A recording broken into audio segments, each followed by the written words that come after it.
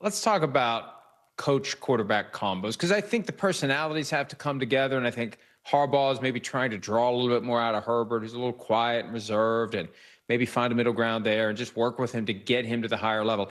Give me your best current combination head coach quarterback, any team, anyone you want.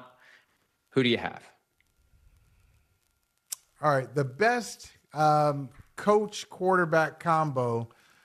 I'm trying to stay away from the obvious one, but I can't. I think it's Patrick Mahomes and Andy Reid. That's the best one because Andy Reid knew exactly what he wanted in Mahomes, and I think he saw that there was another level that this kid from Texas Tech could get to. He needs to be coached a little bit. He probably needs to sit for a year.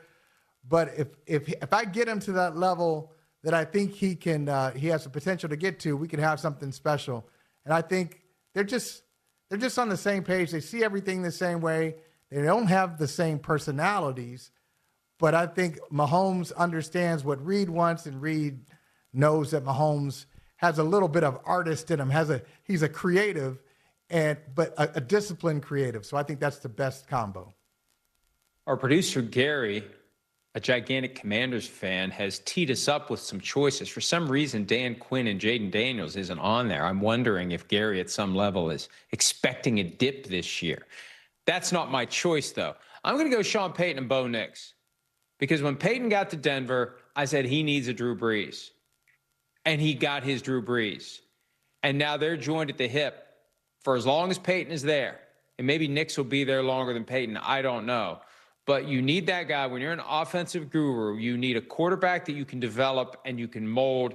And you don't have to worry. Like if you're the team, I raise this alarm all the time when there's a defensive head coach and you're bringing in a franchise quarterback.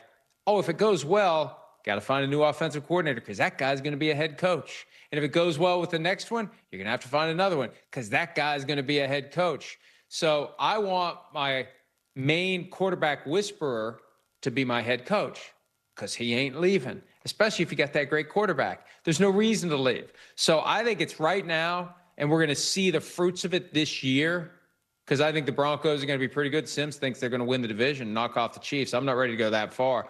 But I think Payton and Nix, because this is exactly what Payton's looking for, and so far it's been exactly what he wants. How about this, Mike? How about a guy who's not necessarily a quarterback whisperer, but knows how to whisper to his quarterback? And I think it is Harbaugh's brother, John Harbaugh, Lamar Jackson.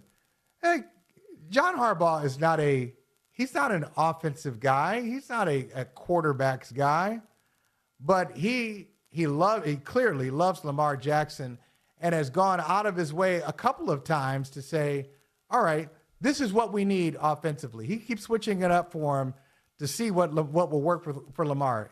If it's not Greg Roman, okay, Greg Roman, we're going to move on to someone else. Remember